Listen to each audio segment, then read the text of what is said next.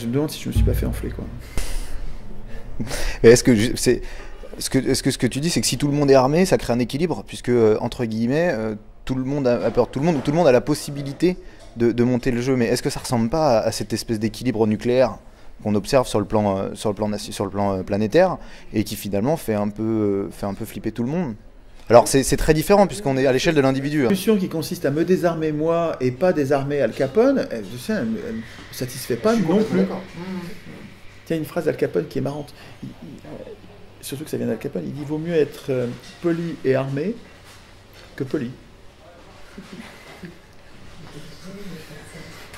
Oui, mais Al Capone, si je fais en sorte de plus consommer ce qui lui permet lui d'être armé, il a plus que ses armes, mais tout le reste. Sur l'idée de résister par la consommation, théoriquement c'est séduisant, mais je crois qu'il y a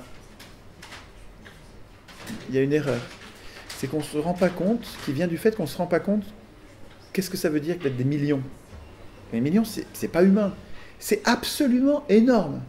C'est inconcevable. Des millions, c'est inconcevable. C'est trop gros pour un être humain. On n'arrive pas à concevoir ce que c'est.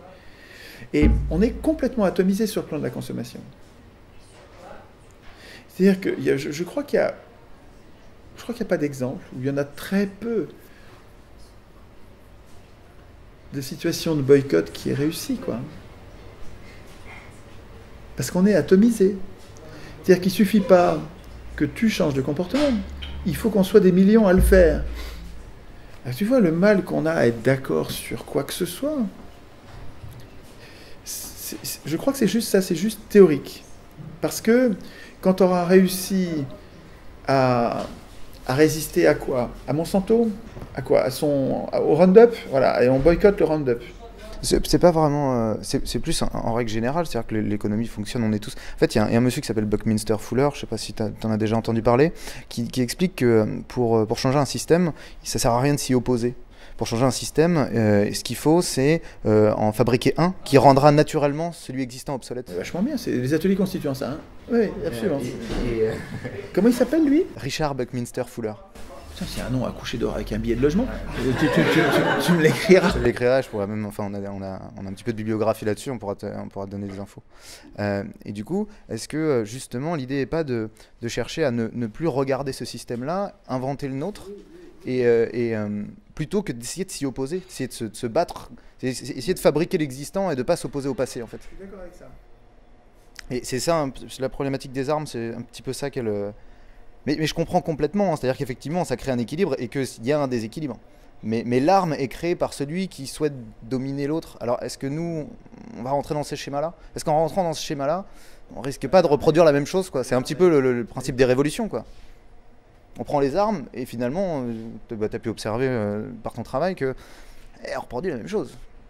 Alors c'est instrumental. Parce qu'on ne s'est jamais entraîné comme il faut avant une révolution. Ce que je propose, c'est nouveau quand même, comme préparation préalable. Mais c'est très différent, être armé, avoir un peuple armé qui crée un équilibre et penser qu'il faut écrire les règles de sa société, c'est très très différent, on est complètement d'accord. C'était vraiment sur la problématique des armes. Très différent, mais je ne suis pas sûr que ce soit dissociable. D'accord. C'est-à-dire que...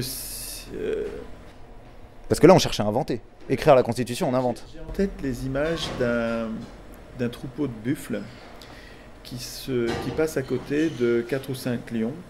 Tu as dû voir cette vidéo qui a été vue à des millions d'exemplaires.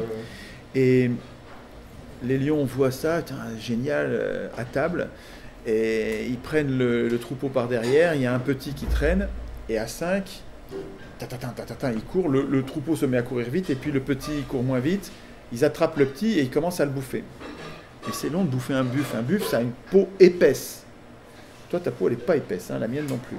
Mais bon, le buffle, déjà, pour le bouffer, il faut qu'il s'en occupe, il se le déchire, il se le traîne, il commence à tomber à l'eau.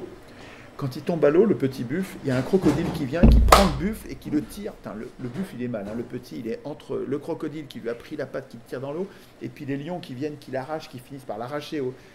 Puis pendant ce temps, tu as le troupeau qui revient.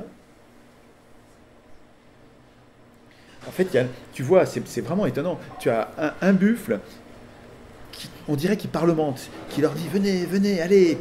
Et puis ils sont courageux de retourner, parce qu'ils sont plusieurs, les lions, ils sont 3 ou 4. Hein, et ils reviennent contre les... Puis alors, c'est marrant, parce que les buffles, ils reviennent, T'en as un ou deux qui sont devant, et puis qui regardent derrière pour vérifier que les autres sont bien derrière quand même. Et puis ils s'attaquent aux lions. Alors les lions, ils voient le troupeau qui arrive au lieu de fuir. Alors là, les lions, ils se mettent comme ça en disant, c'est quoi ce truc? Et puis il y a un buffle qui arrive et qui avec sa corne, mais ils ont des armes. Ils ont des armes. Ils ont une corne, des cornes. Ils prennent un lion et t'as le lion qui fait une véritable pirouette. Et puis les lions se barrent. Et puis finalement, ils prennent leur petit qui marchait encore. Qu'il avait pris les coups de dents de lion, quoi, hein, et qui marche et qui l'emporte. Et parabole formidable pour dire l'union fait la force, mais l'union avec des armes. Imagine que c'était des poules. Tu vois les poules revenir contre les lions. Attends, qu'est-ce qu'elles font? Des poules. Tu vois, enfin, je veux dire, il faut quand même avoir un peu des armes, quoi. Ou des moutons, imagine des moutons. Un bélier, ok, un bélier, il a des cornes, il va pouvoir se battre un peu, quoi. Et si on est très nombreux avec nos petites armes, on va peut-être y arriver. Mais des poules, des moutons, tu vois ce que je veux dire?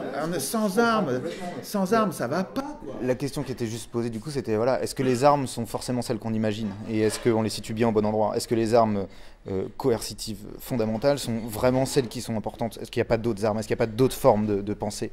C'est ce que dit Einstein. On ne peut pas résoudre un problème en utilisant les systèmes de pensée qui l'ont engendré. Est-ce qu'en essayant, encore une fois, de dominer, on ne fait pas la même chose? Bon, c'est une question à laquelle on répondra peut-être. Ah non, mais moi, je ne pense pas du tout à dominer. Hein. Je suis jamais effleuré par l'idée de dominer.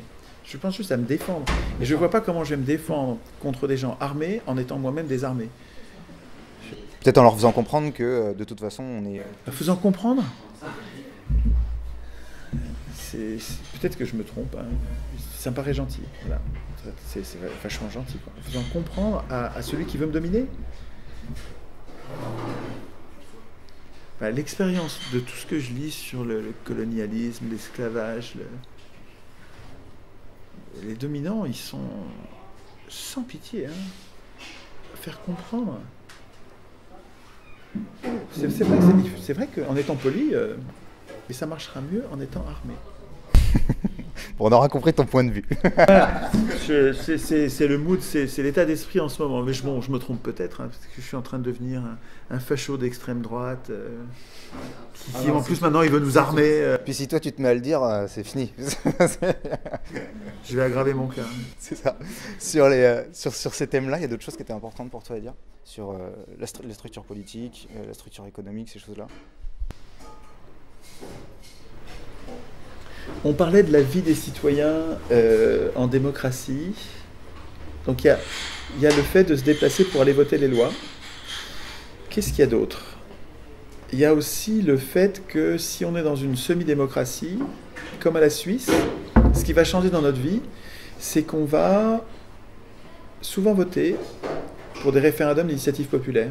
Tous les 6 mois, on va être appelé aux urnes avec une liste des questions dont d'autres citoyens ont été l'origine, à l'initiative, et qui proposent qu'on vote oui, non, sur sujet par sujet.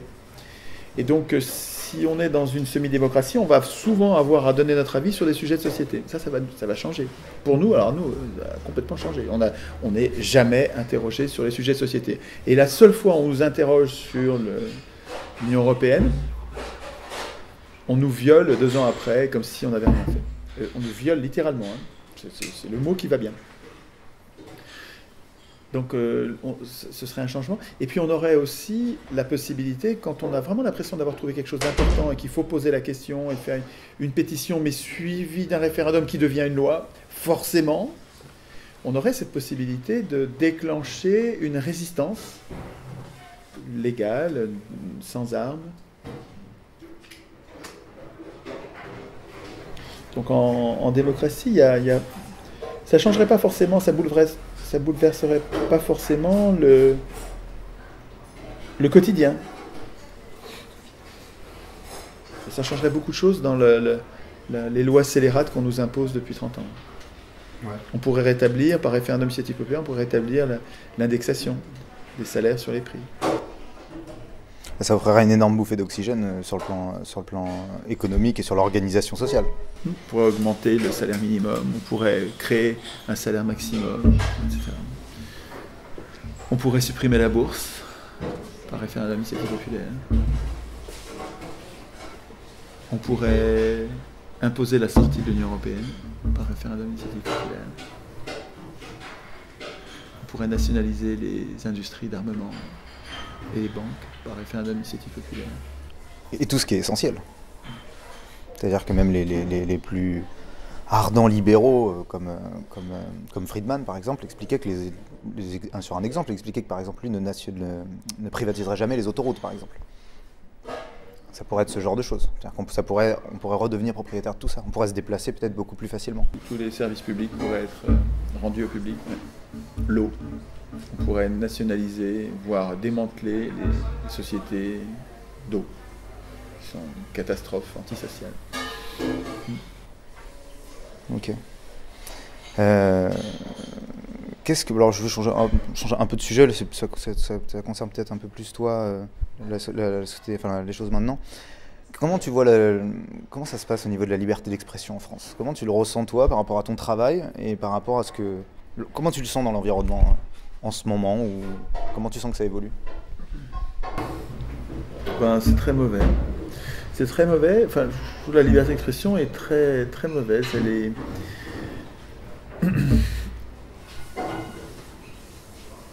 C'est-à-dire qu'on estime que parce qu'on a le droit de s'exprimer sur Internet, on a une liberté d'expression totale.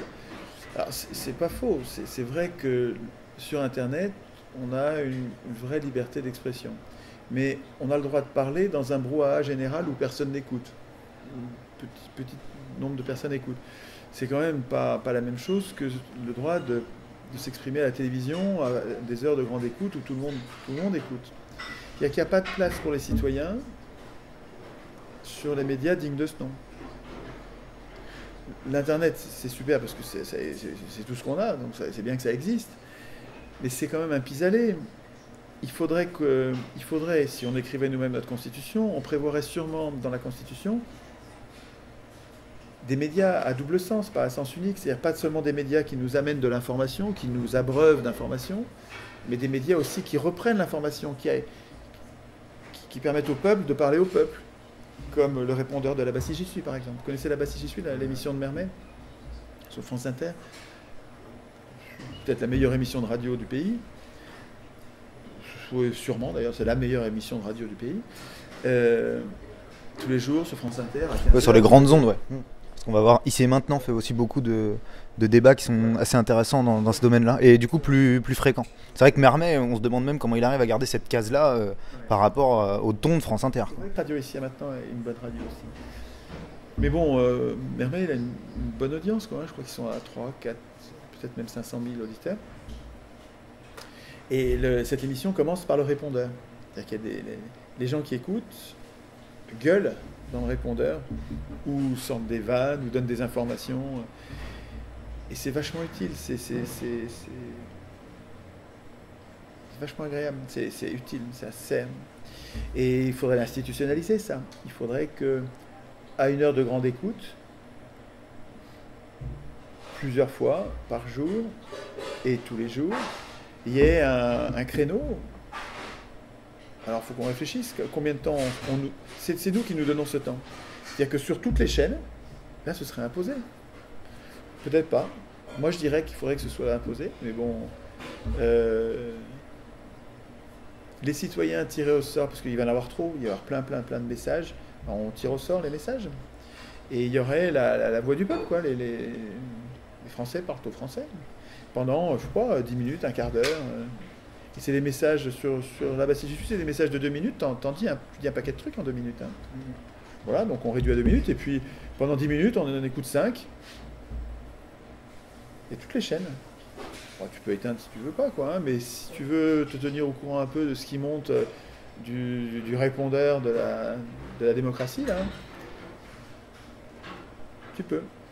On pourrait voir plusieurs tranches de 10 minutes pour en faire passer plus, quoi.